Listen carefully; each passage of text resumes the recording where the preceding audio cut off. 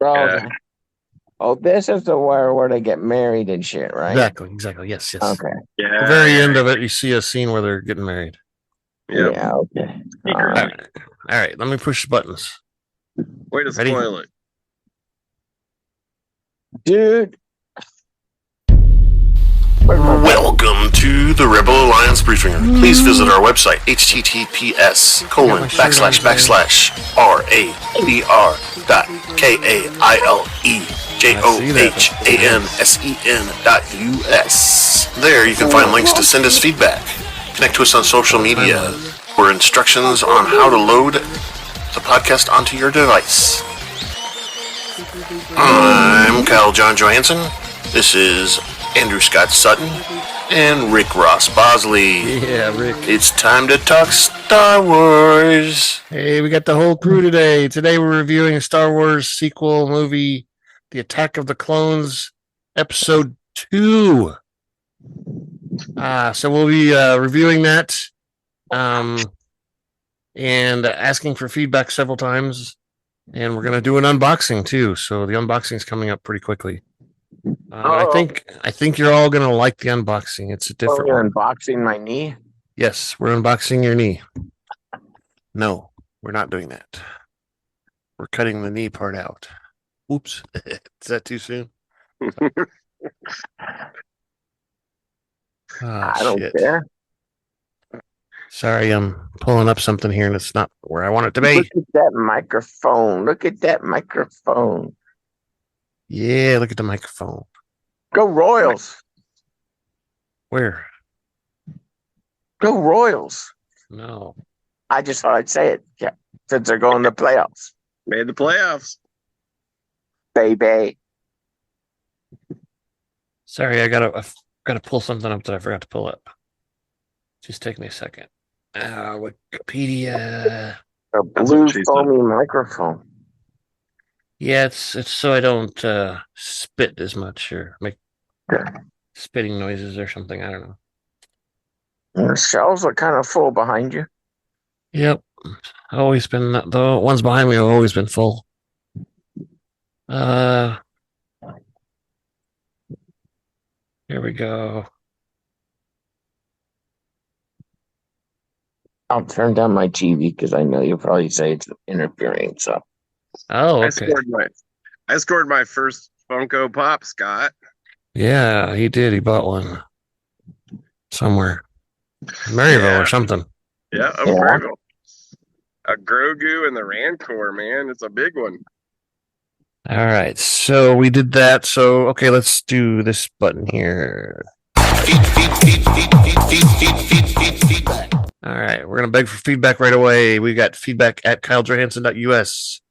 We're on the website. Over on the left-hand side, there's a button that says feedback. Pulls up a form, and you can fill it out and send it to us. We're also on Twitter at super_duper_pod. We're on Blue Sky at Rebel Alliance Briefing Room, all one word. And then, of course, we're on YouTube and several places there because we have audio and video on YouTube. And we're on any other, website that you get your audio from. There's a lot of them have comments on there. So we prefer the ones we mentioned, but go ahead and send us as many comments as you want. Feedback. There you go. So we're going to do an unboxing. So that means I got to rearrange my camera.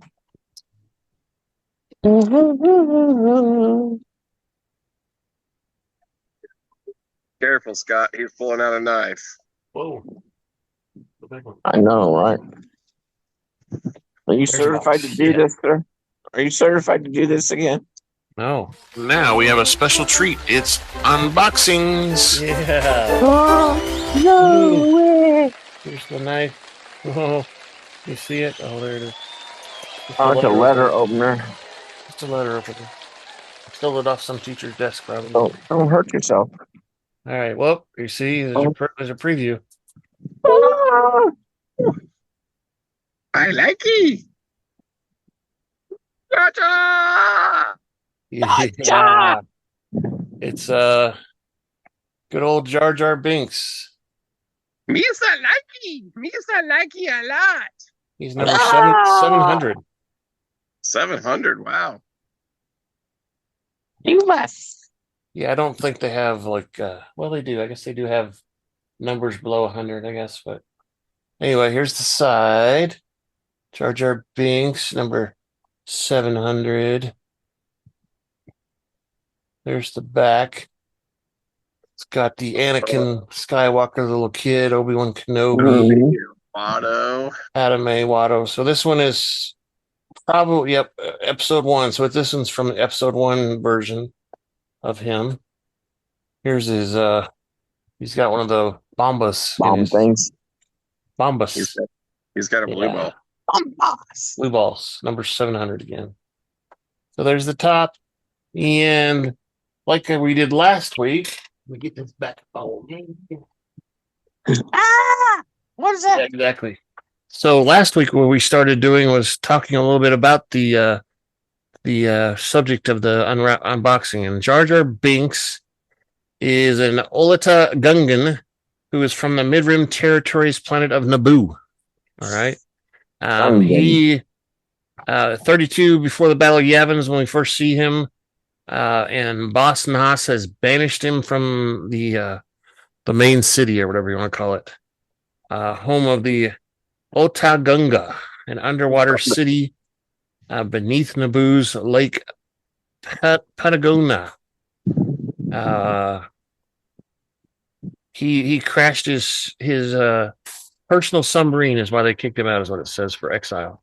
And he was there during when the Trade Federation landed on the Naboo, and that's where he ran into Qui-Gon Jinn, and he got supposedly saved, and he had to stay with him until he fulfilled his promise to pay his debt or whatever. He became the ambassador of Naboo, kind of a fill-in for Padme. Basically, when she wasn't there, he was the her ambassador. Yes, he owed Jinn a life debt. Got a capital city. Let's see. You say life debt, right? That's what they called it, right? Oh yeah, life debt. Okay. And he wrote in. Nos gave Qui-Gon and Kenobi a bongo submarine where they traveled through the planet core with Jar Jar. Met kind of some weird creatures. I guess Anakin was there too. There's always something bigger out there. Yeah, there's always something bigger. And he was a bombad general in the war against the Trade Federation, where they had the big shield over him and they were throwing the blue balls and hurting everybody's balls and whatever, dropping balls and blue balls, banging balls and whatever. You better get rid of those blue balls or they explode on you. Yeah, I was say there were explosions. Don't warm those blue balls up too fast. And he was also manipulated by Palpatine to create the Grand Army. He was one of the guys that voted for it. The droid not the droids, but the clones. A clone. Yeah. Which nobody knew about. And then all of a sudden they appeared. So he was a big part of that. And that's kind of it. That's kind of him. So that's our unboxing. Yay. Now we have a unboxing. You did a good job. Yeah. You good, sir. I got that one just a couple weeks ago. I ordered it. It was a special or something they had. All right, so let's get into Star Wars. The sequel movie, Attack of the Clones, Episode 2.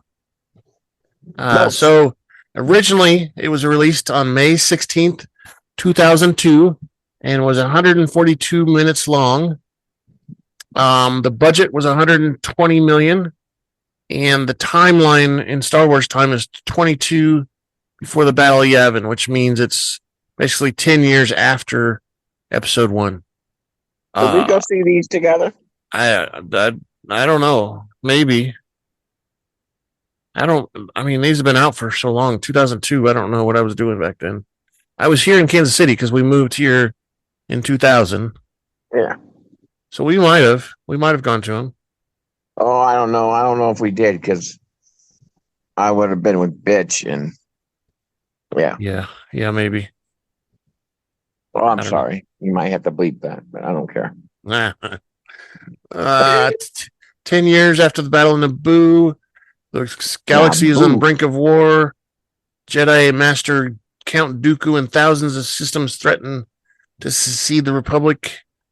The Attack of the Clones was the first Star Wars movie to use high-definition digital 24-frame system for its live action.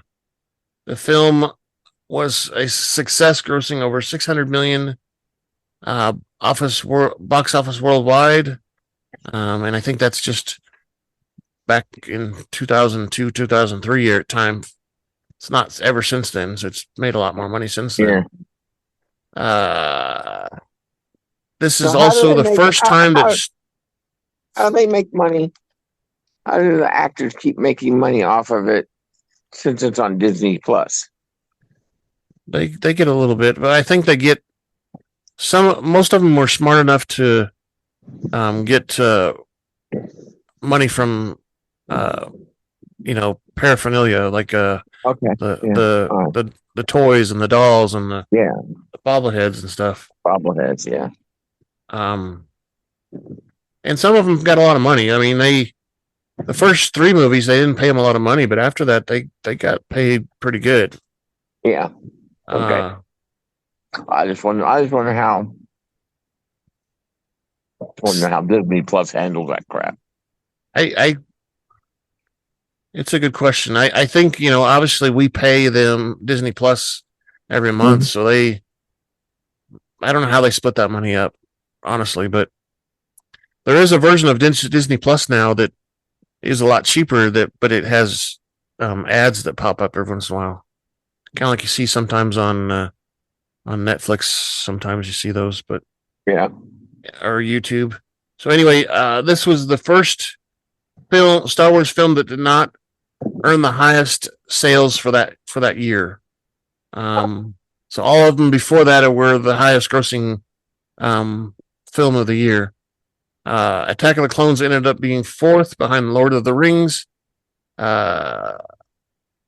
The Lord of the Rings 2 Towers, Harry Potter and the Chamber of Secrets, and Spider-Man. So there was a lot of big movies out that year. Yeah. All right, so let's get into the cast and all that stuff. So that would be director. Cooper. Yeah. Director was George Lucas. Of course, the writer was George Lucas, and he had help from Jonathan Hales. And then, of course, the music was by John Williams again. Who produced it? We had Ewan McGregor as Obi-Wan Kenobi. Natalie Portman as Padme. Hayden Christensen was Anakin Skywalker. That's the first time Hayden was portrayed Anakin. Christopher Lee was Count Dooku, or his Darth name was Darth Tyranus. I don't know if you picked that up all the way, Rick, but Samuel L. Jackson was Mace Windu. Frank Oz was the puppeteer and the voice of Yoda. Ian McDiarmid was Supreme Chancellor Palpatine. Pernilla August was Shmi Skywalker again. Same lady from the first movie. And this is the first time we saw Temuera Morrison, who played Jango Fett, and he played Boba Fett, and he played all the clones, and blah, blah, blah. Jimmy Smits was Senator Bail Organa. Jack Thomason was Klieg Lars, which I think that's... Klieg was the guy that was in the shop or the cafe or something, wasn't he? Maybe not. No, Klieg was the dad that was in the wheelchair thing and didn't go save his Shmi from the from the Raiders. It would have been Annie's step. Okay. Yeah. So Leanna Walsman played Zam Wessel. who was the assassin that had the worm thing. That was a shapeshifter. Again, Ahmad Best played Jar Jar Binks. Ta-da! Yeah. Rose Dern was Dorme, which is one of Padme's handmaidens. Let's see who else is Captain. Anakin's stepbrother Owen was I can't think of his name. Joel Edgerton. Yep, you're right. Joel Edgerton. I got it right here. We are almost to that point. Gotcha, Not quite. sorry. No, you're fine. I was actually going to skip around a little bit because there's some of these that we don't care about. So Andy Sicombe was Watu again. We had Anthony Daniels as C3PO. Silas Carson was Calamundi, and or Viceroy Newt Gungree. You said Joel Edgerton was Owen Lars. Daniel Logan played the young Boba Fett. He still goes to all the conventions too. Looks a lot different. Yeah. Let's see who else. Matt Sloan played Plo Koon, which is one of the weird Jedi alien guys. Let's see anybody else interesting. Zachariah Jensen played Kit Fistu. The Kamamian people. Who was I can't think of the Kamamian prime minister. Yeah, I know who you're talking about. I don't know their name either, and I don't have them on my list. There's like, Because this was like the first time we got to see the Kamamians, right? I think so. Yeah, You mean the tall thing? Mm-hmm. yeah, the tall, The cloners. the cloners. There's another list of additional cast members, and I don't have that, so they're probably on there. Yeah, and so help me out on this one too, because when Anakin or not Anakin, when Obi goes to the cafe, who's the Dex guy? That guy like shows up again in something, or was in the Obi series or something, right? The guy that was like the cook or whatever at the cafe, Right. the four arms. He was an informant, basically. We've seen him Somebody before. that Obi-Wan Kenobi dealt with before in the past. Yeah. Okay. And he had, maybe he was into smuggling or something, so he knew some of the players or something. Maybe that's why. And he's gone legit now, and he's doing he's cooking. I don't. Yep. That's what I think. So, He all had right. plumber butt. Yeah, big time. He had to pull his pants up a couple times, didn't he? Yeah, good thing he had extra hand. All right. So we know what that means. It's time to grab your favorite beverage, pull up a chair, and join us in the Rebel Alliance briefing room. Yay! So we had an opening crawl on this one. Again, I'm going to read the opening crawl because it kind of makes sense. Oh, you're out. Your beverage is empty. Yeah. I was early, and I got thirsty. Mine's almost gone too, but yeah. I was late. We'll talk about it later. Nothing bad, but so the opening crawl says the unrest in the Galactic Senate. There's unrest in the Galactic Senate. Several thousand solar systems have declared their intention to leave the Republic. The separatist movement, under the leadership of Count Dooku, has made it difficult for a limited number of Jedi to maintain the peace and order in the galaxy. Senator Amidala, the former Queen of Naboo, is returning to the Senate to vote on critical issues, creating an army of the Republic to assist the overwhelming Jedi. And then we get the credits, and we get this right here. Right there. All right. So 10 years after the events of Phantom Menace, the Galactic Republic is in crisis.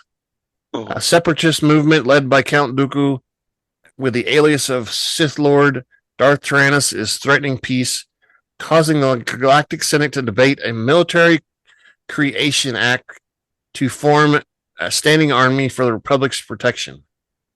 Senator Padme returns to Coruscant to vote against the act. She doesn't like it. She's voting against it. And even though there's no longer enough Jedi to maintain the peace in the galaxy, upon her arrival, she narrowly escapes an assassination attempt. She's on the landing platform. Remember, it blows up. Boom. Yeah.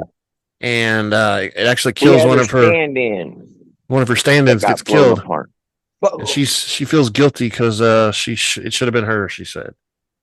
And this is when the Chancellor Palpatine was all upset and stuff and said, hey, maybe we need to send Obi-Wan Kenobi and his apprentice Anakin to protect her. They just got back from a job. Exactly, from somewhere in the Outer Rim, wasn't it? They didn't say. Yeah. Didn't really say. That night, the assassin Zam Wells makes another attempt on Amidala's life, though the Jedi are able to foil her plot. Because they sense it, and they go... At least Anakin does. He goes and chops that thing up. Yeah, there was some sushi being made right there, baby. Yeah. And that's where we saw R2-D2 had his little radar going. Anakin was all perplexed. He was. Like, oh, I haven't seen her forever. Oh, she forgot me. Oh. 10 years ago. He did a lot of and that's right. He had his O face all night long. Yeah. Anyway. Yes. I thought Jar Jar got rid of those blue balls. Exactly. Had that war over with and done already. Thought that was gone. So they pursue Zam through the city in a stolen cruiser that Anakin stole. And Anakin jumps out, and Obi-Wan says, I hate it when he does that. I do it, yes, sir. Right. He was just space jumping. Yeah, a little bit of space jumping. And they end up chasing her to a bar. And they question her when she gets shot or something, right? Shifter. Well, yeah, they get her outside and then shoots a saber dart. Shot by a saber dart. That's what it is. Yeah. And they question her, but they don't get any answers really. She says something about something, but the only real clue they have is the dart, right? Yeah. They learn the name. The reptilian, like whatever looking thing she was. She shaped back into it. Yeah. Yeah. Returning to the temple, Obi-Wan is assigned by the council to track down the assassin killer. Meanwhile, Anakin continues his task of protecting the senator and asks to escort her back to her home planet of Naboo. Dun, dun, dun. Anakin welcomes the opportunity. Of course I will. Oh. Yes. Yeah. I like her a lot. Yes. We'll put some Barry White on the trip.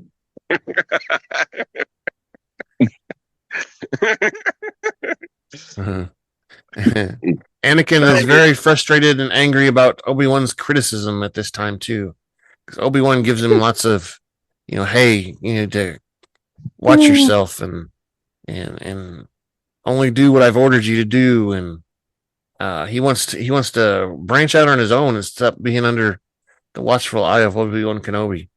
This is making him think angry thoughts quite a bit. And he's also infatuated with Padme and relishes a chance to spend time with her and be away from Obi-Wan Kenobi for a little bit. Jar Binks assumes senator duties in her absence. Music can do that. I can do it, I think. I don't know. I think I can do it. Yeah. I think I can. And this is where, like you said, Obi-Wan Kenobi goes off searching for Kamino. So he goes to the library and can't find anything. No, it doesn't exist. It's not on the maps. It's not on the library. It doesn't exist. So he takes the map thing with him and he goes. This is where we see Yoda and the younglings, and he checks the map up there and he says, "Should be right about here, but it's nothing there." And then Yoda's like, "Children, what do we think about that?" And they're like, "Gravity. Oh, it must be there. The gravity's pulling towards it." Yeah. So Yoda basically tells him to go do it, and Go find this it. is where you see Prime Minister Lama Su, which is the first one, and then I forget what the other one's name was. That Anate or something like that. yeah, I don't that's remember the one we either. saw in the Bad Batch most of the time. Yeah. All right, so it's missing 10 years ago. That he finds out that from Lama Su that 10 years ago, Jedi Master Sifo Dyas, although Obi-Wan was under the impression that Sifo Dyas was killed before that time. So someone impersonated Sifo Dyas and ordered a clone army 10 years ago, back when Obi-Wan Kenobi wasn't even He was he was still a Padawan. Yeah, he was Qui-Gon Jinn's Padawan. Yeah. And he believes that he's been able to track Jango Fett, who he thinks is the killer or the attempted killer of Padme. We talked to him a little bit. We get to see a little bit about all the clones being farmed or whatever you want to call it, or grown. I don't know. We find that Jango is just being paid mostly just to be a template. They need his blood every once in a while to make another batch of clones or something like that. But the important thing is the only thing that he requested was he wanted an unaltered clone of his DNA, which he named Boba Fett. Yep, which we learned Boba. Did he get teased in school? And he raised on his own. And I think his schooling was homeschooling. Yeah, I think so too. I do too. I think they wandered around the facility, or that small cabin they were living in, or whatever. It seemed that would have been hell. But I think he got a lot of on the job training. Yeah. I mean, that was kind of like a hotel room. Good shot. It's kind of like a hotel room. I'm sure he had access to all kinds of other things. School of Hard Knocks for sure. So also, this is where he sends a message back to the council in the rain, with R4 doing the transmission. That's important. The red one, right? It's important because he claims he doesn't ever own a droid, and R4 is one of them that he has for a while.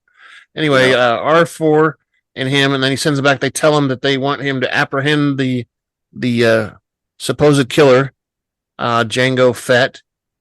And Jango Fett has already thought of that and was like, oh, he's going to do something, so I better get out of here. So he's loading up, he's packing up his ship already, right? He's got to go back, and he's on the roll. And Obi-Wan catches him packing his ship up. And they have a fight out there in the rain. They have a big fight, and he gets thrown over the side and catches onto some grappling ropes or something, and gets thrown down, and it looks like he is falling into the water, but he's hanging underneath one of the bridges. Yeah. And Jango's like, screw it, he's dead. I'm gonna go back up there, and he crawls back up and gets out of town. Blame it on the rain. And eventually Obi-Wan gets up there, and he like attaches a tracker on his ship. Blah blah blah. Missiles. Jango's the one that actually, or Boba's the one that actually flies the ship, so we know that he can fly even though he's young. He knows how to do it. He's barely tall enough to do it. He has to stand up to see over the dashboard. I can't think of what that ship's name is. Yeah, that's Slave One. Slave One is what they call it. Yeah. That's right. So Jango departs with Boba. Obi-Wan places a homing beacon on Slave One and follows them to the planet of Geonosis. Which is where they're building all the droids and stuff. And it's the cliff planet. Right. And Anakin and Padme have been spending so much time together on Naboo, enjoying each other's company. playfully frolicking in the fields and Having rolling around and picnics kissing and hugging frolicking in the and flowers. yeah, they're We tried rodeo on the deer or bulls or whatever they were. yeah, those things. You want to called say rodeo? Blargs is what they're called. Blargs. It's the same thing that was in the Mandalorian that the I have spoken guy wrote. Yeah. That's right. I have spoken. During this time, Anakin reveals his deep love for her and says he can't live without her and vows to do whatever she requests. And he like cuts fruit with the force and stuff and throws it at her, and she's like, yummy. Peach. But she also resists him. She says, I could eat a peach for hours. Says we can't do this. We'll get caught. And it's forbidden. It's a code. Yeah, Jedi aren't supposed to have love and stuff. And she's a senator. That's why they use hookers. This makes Anakin angry. Ooh, angry. Oh, me mad. He experiences internal conflict of his strong desires for her and his duties to the Jedi. I think Anakin is also troubled by his visions he sees when he sleeps of his mother. And she's in grave danger. And he realizes that this is a premonition that's actually going to happen. Fallen and I can't get up. He tells Padme, he says, I don't know. I got to go, but I can't go because Obi-Wan's going to yell at me. And she's like, well, I want to go and you have to follow. You have to guard me. So you have to go with me. Yeah. But we're going to go to Tatooine. She had that hot white suit on. Yeah, she did. Oh, yeah. So Anakin, they arrive at Tatooine, disobeying Obi-Wan, of course, and he tracks down Watu and learns from Watu that his mother was sold, and the guy Clegg let her free, and they got married eventually. So they traveled to Lars's moisture farm, which oddly enough kind of looks like the place that Luke Skywalker was at. Huh. That's weird. There, Anakin and Padme find C-3PO. Are you foreshadowing? Huh. From your foreskin? They find C-3PO again. He's been upgraded a little bit. And Clegg tells Anakin the horrible truth. That her mother was kidnapped a month ago by a pack of Tusken Raiders. And they fought him off, and that's kind of why he's in the wheelchairs. He got beat up a little bit. And he lost his leg. Got beat up and lost his leg. My leg. Just like Scott, he's got no legs. Oh, never mind. Wow. So Anakin's very upset about this, of course. He's like, what the hell? Why wouldn't you go get your wife? What's wrong with you, boy? My mama. So he goes out in the middle of the night and finds her tied and beaten at a Tusken camp. Looked like she had been, turned around so she could be raped or something too. I don't know. It looked pretty bad. And she was on her last leg. She's like barely holding on. He unties her and she's like, "Is that you, Annie? I love you, Annie." And he gets even more upset. My mom died. My mama. And he goes and opens up his lightsaber. And he ends up murdering the entire camp. Even the children. Oh, and the women. Isn't that when his eyes change? They do while he's doing that a little bit, but they go back, I think. Oh, right. Because he's not fully vested in the dark side yet. Right. But you know what? So let's talk about that for a minute, because in the original, when the original movie came out in 2002, that didn't happen. That was an upgrade when they like remade it later. They went back and changed the eyes. Right. So that was not when it was originally shown. That didn't happen, but they went back and tweaked that to make the tie-in, because that's when Yoda senses that he's in terrible pain, and because he's talking to Mace Windu at the council on Coruscant, and that's when he first, realizes that Anakin is like got some issues. So, well, at least can confirm it from his issues for his issues, because that's the exact next thing that's on my thing here. It says Yoda senses a terrible darkness in the Force as the slaughter continues. Qui-Gon's voice can be heard shouting, "Anakin, Anakin, no!" during the scene. Mm-hmm. And Anakin brings his mother's body back to the homestead where her funeral is held. So both Yoda and Qui-Gon sense something, because he calls out to Anakin while he's slaughtering the people. But Qui-Gon is dead. Well, you're right. Well, not yet. Not yet. Yeah, he died in the first one. Yeah, he did. Yeah. He died in the first one. You're right. Which I never understood, because when they did the remake on that too, they put him in there, but he's dead. Like, so I don't know what the, other than I guess it's to show us that in the first episode that there was some question about him being, taken on as a Jedi.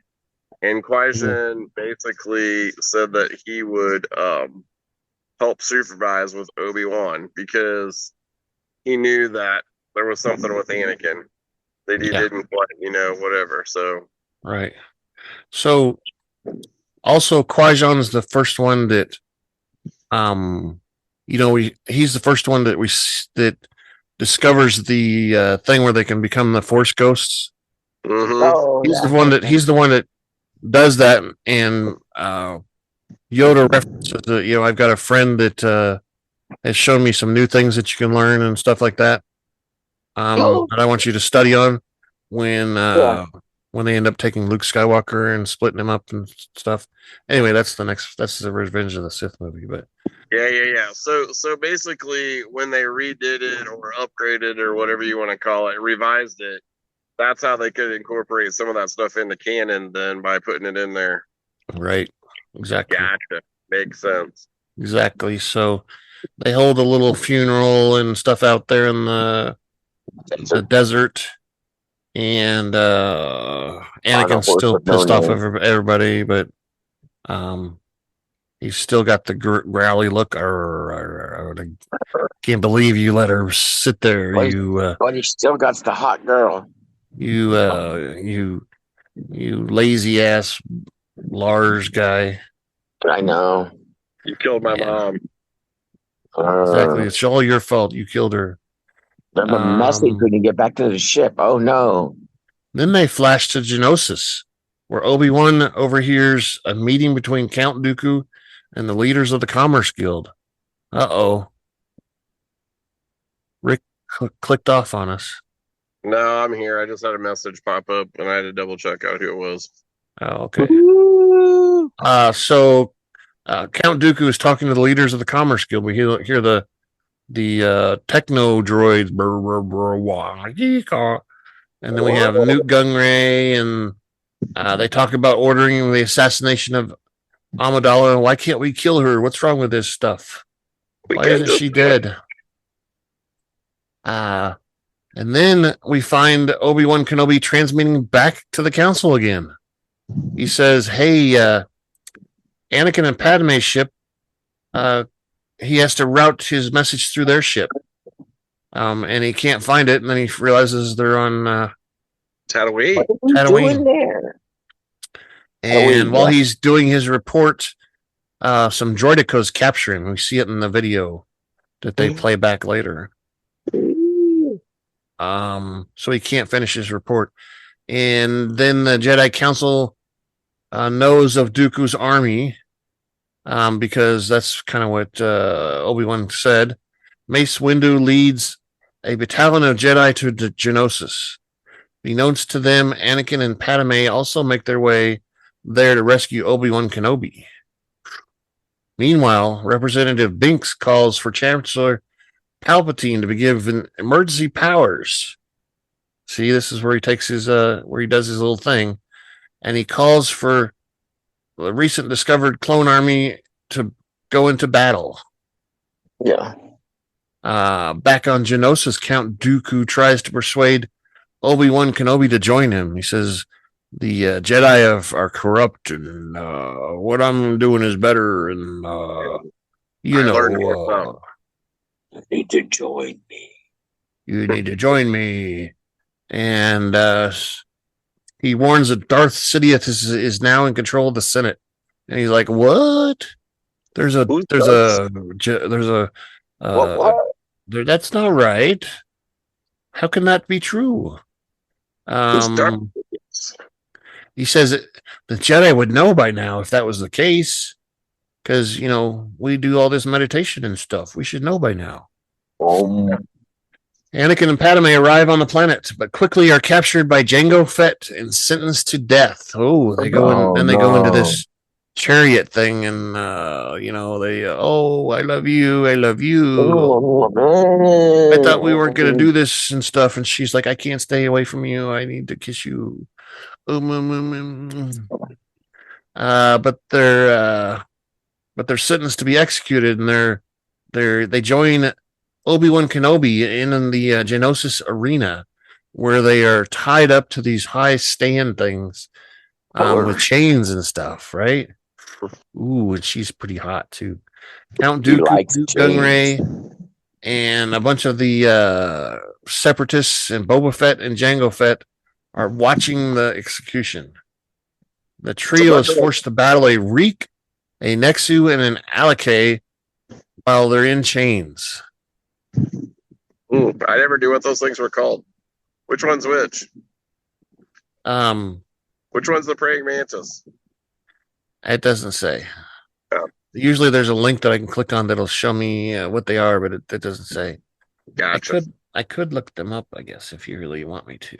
Nah, that's all right. I can look them up. Yeah. One of them looked like a cheetah. The other one looked like a rhinoceros with 3 horns. Yep. And the one looked like a big praying mantis thing. Right, with a big mouth praying mantis thing. And all the insect things had like these little cattle prod things that were shocking them with them to get them all fired up to go after him. Right. Mace Windu arrives with his Jedi strike team, and they battle Dooku's droid army in the arena. He sneaks up on Dooku and stuff, right? Yeah.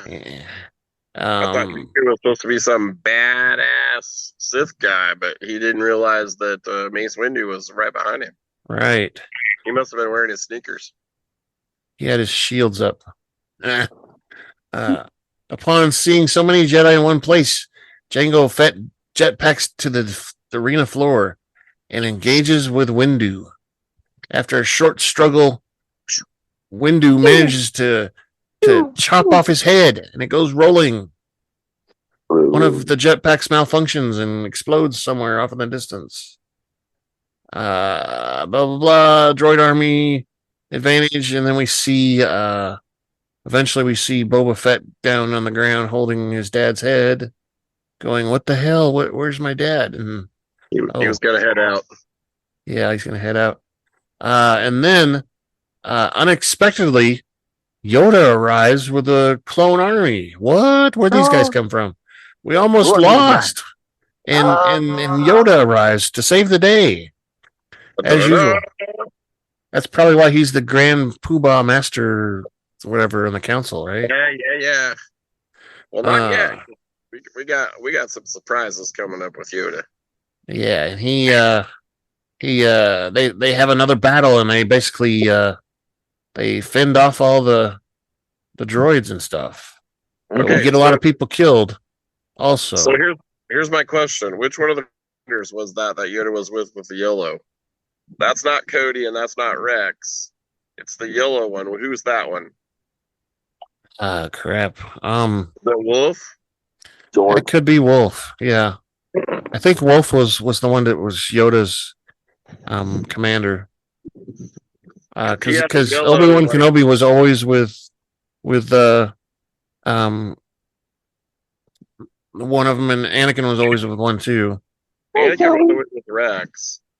Yeah, Anakin was with Rex, right? And I think Cody's with Obi, so maybe it's Wolf. Yeah, I think you're right.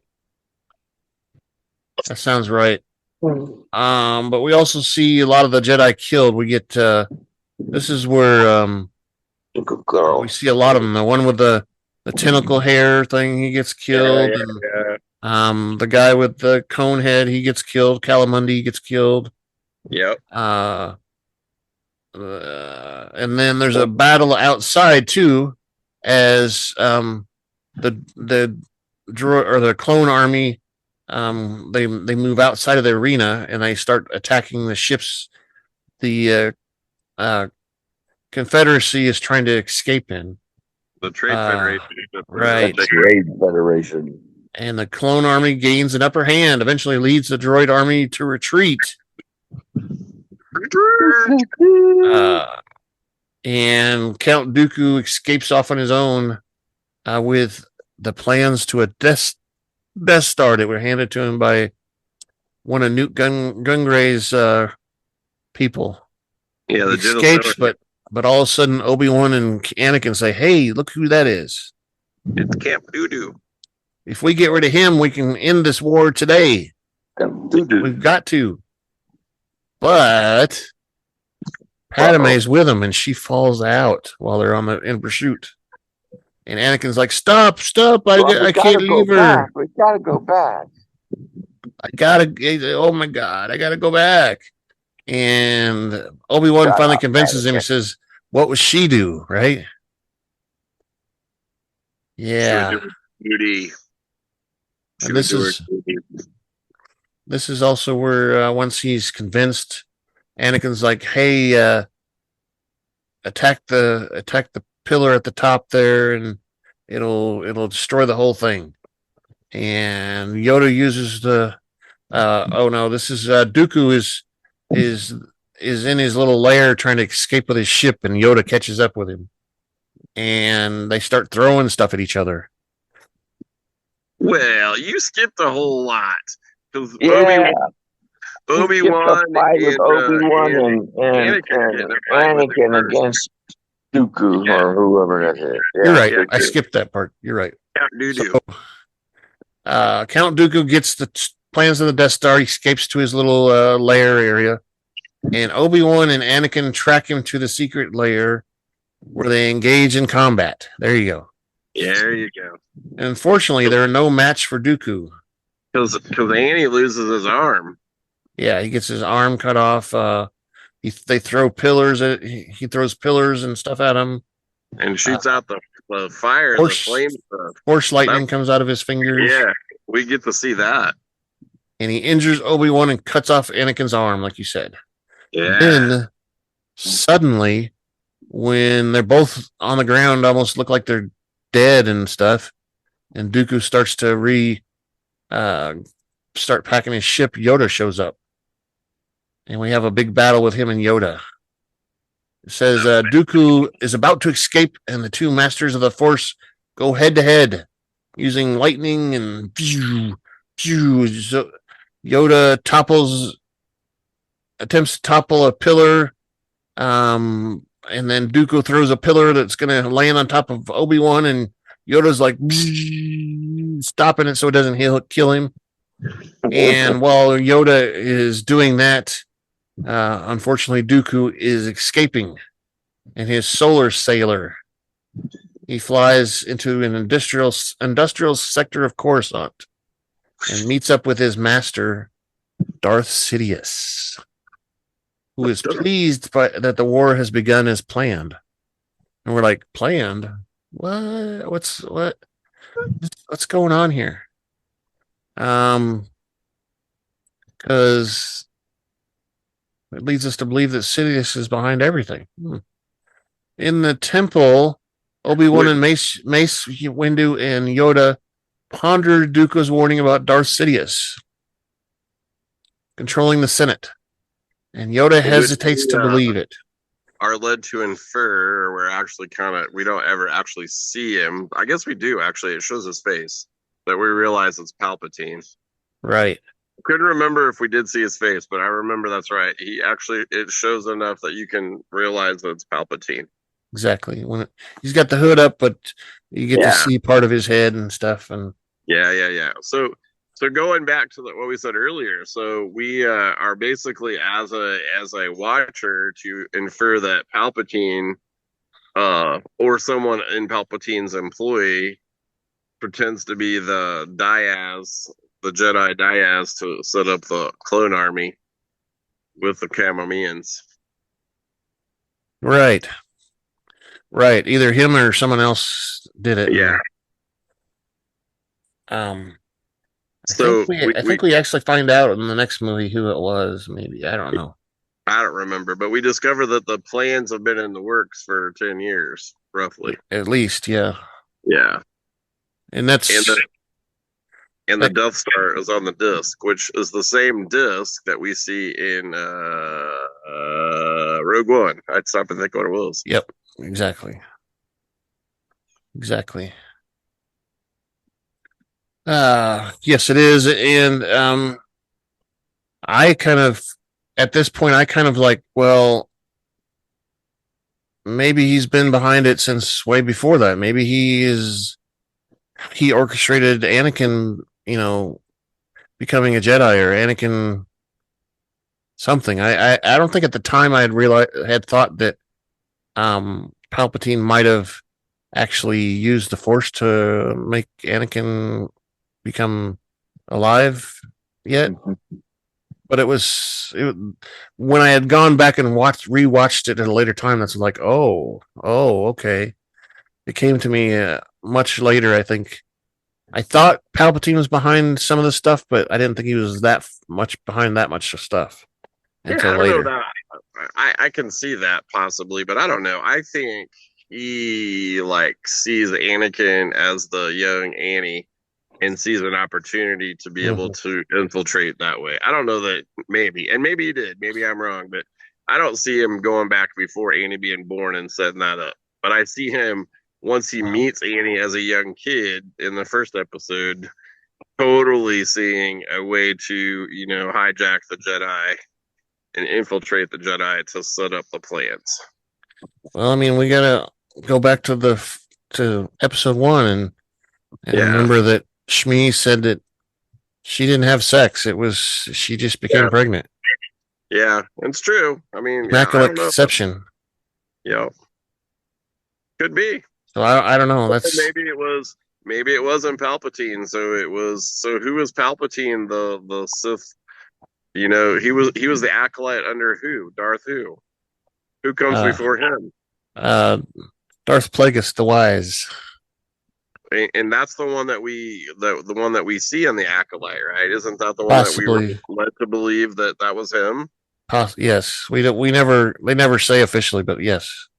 So maybe it was Darth Plagueis then who does set up Anakin, and then Palpatine discovers that as his acolyte, and then becomes Darth Sidious.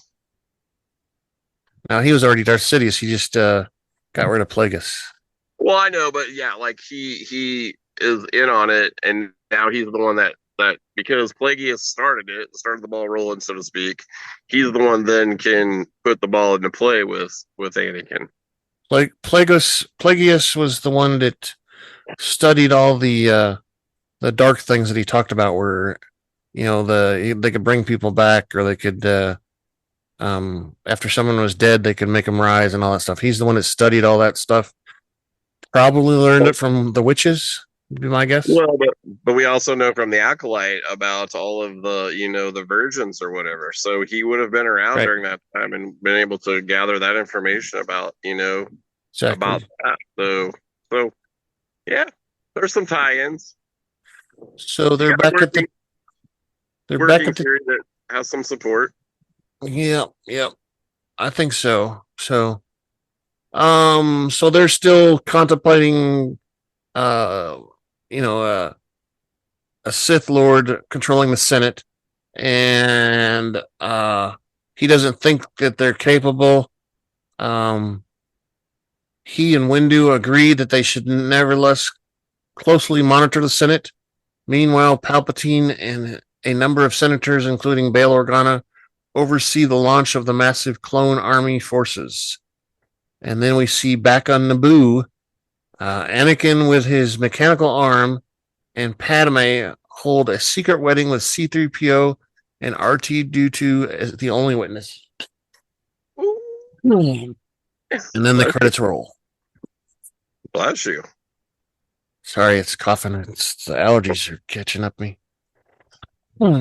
on me. Secrets are no fun. Yeah. So yeah, they're getting married at a secret wedding, and that's the end of the movie. So, it was a sweet little looking outfit too. They probably honeymooned in the Water City with the guns. And their blue balls. Oh my, yeah. I Release the Kraken. I don't think so. I don't think there was any of those left.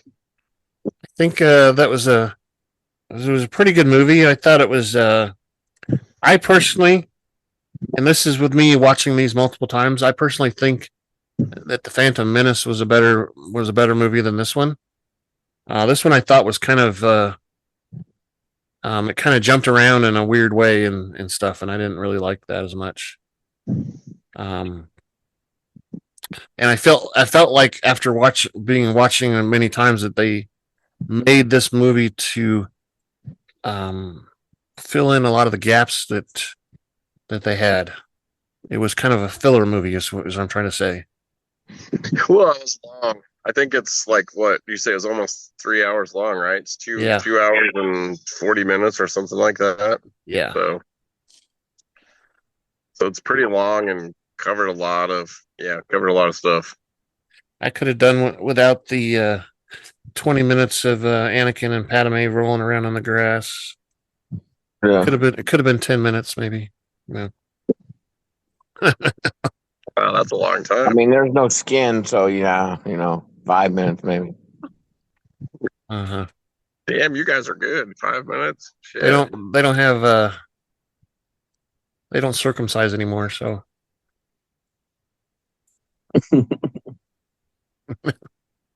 Alrighty. This is quickly approaching a different genre of movie. So let me ask for feedback then on that point. Perfect time for feedback. So we have an email address, feedback@kylesjohansson.us. We have a link on our website on that side. One of those sides. You fill out a form and it goes right to us. We're on Twitter @super_duper_pod. We're on the Blue Sky Network @Rebel Alliance. Briefing Room, all one word. And you can find us on YouTube with our videos and audios of our podcast, along with wherever else you find your podcasts at. So, what do you guys think of this movie? Anything else you need to say about it? I'm good. You're good? What? I think it laid a lot of Easter eggs for the later films. It did. It laid a lot of groundwork for the next movie. And I was actually planning on, like I said before, watching the animated movie, the Clone Wars animated one, which is before the Revenge of the Sith. So. If you still want to do that, we can do that. I actually did watch that. That gives a lot of background in it. That's again where they introduced Ahsoka and other things. There's a little bit. I think there's a little bit more in there with maybe not Darth Maul, maybe not. I can't remember. Yeah, I think he is in there briefly. Even though he got cut in half. Yeah.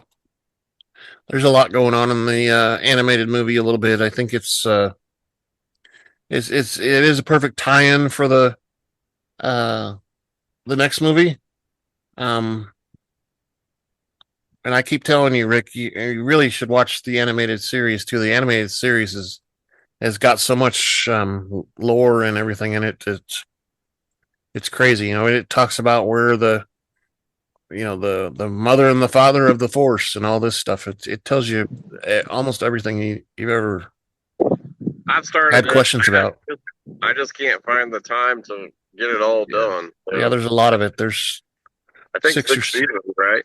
Yeah, 6 or 7 seasons. Yeah, I've made it through most of the first season. I think I got one episode left, but I did watch the animated Clone Wars, the movie part. So I did watch that since we talked about it last time after the last one of these. Matter of fact, I actually just went back and watched a little bit of it last night, thinking it was in between the first one and the second one. Then I realized it was in between the second one and the third one. Yeah. So yeah. So we'll review that one next weekend. If that's okay, if it's not too soon. Yeah, I think I should be good. Eli's going to be home next weekend, so that may knock me out, but I won't know until closer to the weekend. I'll let you know. Maybe we'll get Scott on there too, and we can get him talking too. Maybe.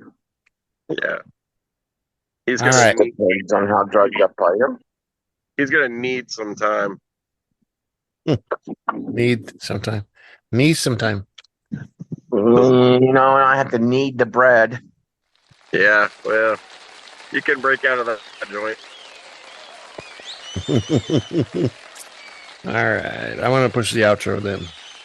Thank you for listening to the Rebel Alliance Briefing Room podcast. Yay. Please visit our website where you can play current and past episodes. That's https://RABR KyleJohansson.us. That's RABR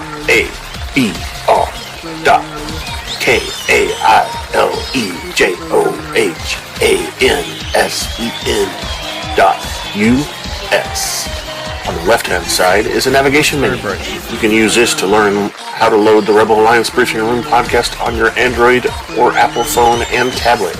And we have direct links to our podcast on Apple and Google Podcast. Please participate by connecting to our social media, answering questions of the week, or submitting feedback directly from the site. Again, all of these are available at the Rebel Alliance Briefing Room website at RABR.KAILEJOHANSEN.US. This podcast in no way is approved, sponsored, or owned by Lucasfilms Ltd., Disney, Disney Plus, or any of its subsidiaries. All opinions are solely owned by Kyle and or Scott, and in no way express the views or opinions of their past or present employers. Views and opinions are not supported or restricted by Lucasfilms Ltd., Disney, Disney Plus, or any of its subsidiaries. Any rebroadcast, reproduction, or any or other use of this podcast and its affiliate sites without consent of Super Duper Podcast Network and its host is prohibited. I am Kyle Johansson, and this is Andrew Scott Sutton. And say goodbye now. And Rick too. Closing his Jar Binkies. Jar